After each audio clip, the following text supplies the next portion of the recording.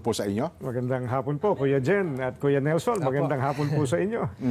Masarap po ba yung kape namin sa Ay, napakasarap po. Salamat po ng marami. Mukhang naparami po yung kape na inihain namin sa inyo. Medyo nanginginig na ka po ako. Una po, kamusta muna kaya ka, Edwin? Mabuti po, awa ng Diyos po. Ayan, opo. Nako, simulan ko na po agad, ka Edwin, ano po, dito po sa mga maiinit na isot, marami po kasi ang mga nagtatanong sa amin mula ito nakalipas na mga araw at kung saan-saan pa.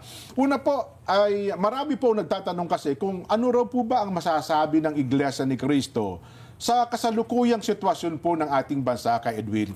Kuya Jen, sa iyo nang galing ang tanong. Pasensya ka na, hihingi na ako ng dispensa, Kuya Nelson. Opo, Kuya Jen. opo. Sa inyo nang galing ang tanong, pero i-address ko sa audience natin ang sagot. Sige po, Ano tama po. Sila po kasi yung nagtatanong talaga. Opo, kaya sa kanila dapat makarating. Nang mag-rally po ang Iglesia noong January 13, 2025, ang ipinanawagan po namin sa mga namiminuno sa ating bansa, at malamang ay naaalala nyo po ito, kapayapaan, pagkakaisa, at unahing asikasuhin ang problema ng ating bansa at mamamayan nito kaysa yung mga hakbanging magbubunga lamang ng awayan at hidwaan.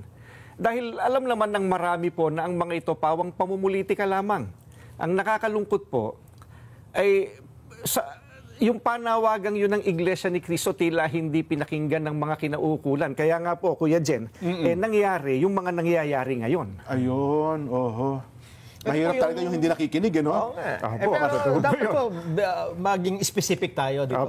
Dahil baka hulaan nila kung ang dami kasi nangyayari ngayon. Ano po yung tinutukoy nyo dito na mga pangyayari ngayon? Yun. Again, Kuya Nelson, ano po? Sa inyo nang galing ang tanong, ibabato ko ang sagot sa audience. No? Hindi naman po natin may tatatwa ng sino man. Matindi ang pagkakabahabahagi ngayon ng mga nasa gobyerno hanggang sa ating mga mamamayan. Hindi lamang tayong mga Pilipino ang nakakaalam na hindi tayo nagkakaisa. Ang nakakalungkot, maging ang mga taga-ibang bansang nagmamasid sa kaganapan po rito ngayon sa Pilipinas, alam na alam nila, hindi nagkakaisa. Magulo. Malamang po, maging ang mga kapatid natin sa ibang bansa, ganyan din po sentimiento. Kay Edwin, ano po? Sila po na nakakakita sa atin. May kanya-kanya silang opinion po. Nako, mabuti po, nabanggit niyo po yan kay Edwin, ano ha? Ngayon po, ano po ba ang posisyon ng Iglesia ni Cristo sa usapin tungkol po sa dating Pangulong Rodrigo Duterte? Ayan po, we come to the crux of the matter. Yes po, po, opo. Para po sa mga kababayan po natin, ang posisyon po ng Iglesia ni Cristo ay ito.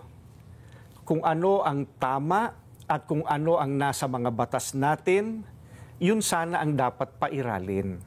Huwag po itong pilipitin para umayon sa nais ng sinuman.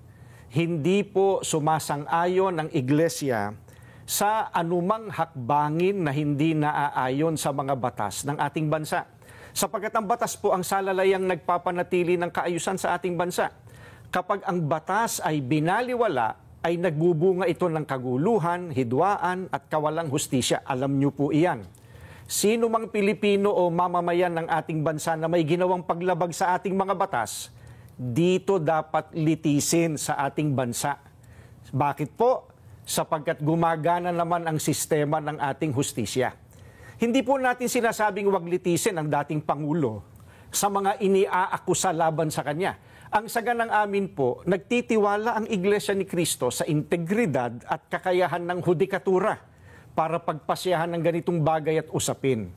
Ang mga hukom natin ay may kakayahan po na gampanan ang kanilang tungkulin, na ipataw ang tamang hustisya at pairali ng katarungan sa lahat ng sandali. Kaya, hindi natin dapat isuko ang soberenya ng ating bansa sa iba. Yan po ang posisyon natin. Ayun, malinaw na malinaw. Ano ha? So, Nelson, wala palang kinalaman sa rally. Kung ano man pagkilos. Kung ano man pagkilos sa kasabay ng kaarawan ng dating Pangulong Rodrigo Duterte. Hindi ito wala po. Kung ano ang batas, yun dapat na umiral. Sa kasalukuyan pong pangyayari. At dapat po ay dito, litisin sa ating bansa. Ano ha? Kaya Edwin, meron pa po ba kayo gustong idagdag sa mga nabanggit pa po ninyo? Gusto ko lang po sabihin, masarap yung kape. Huwag ko kayo madadala na Opo. imbitahan uli kami at makapagkape po rito kasama ninyo. Ayun. Maraming salamat po sa inyo sa pagkakataong ito. Ayan, maraming pong salamat, Ka Edwin, ang tagapagsalita po ng Iglesia ni Cristo. Magbabalik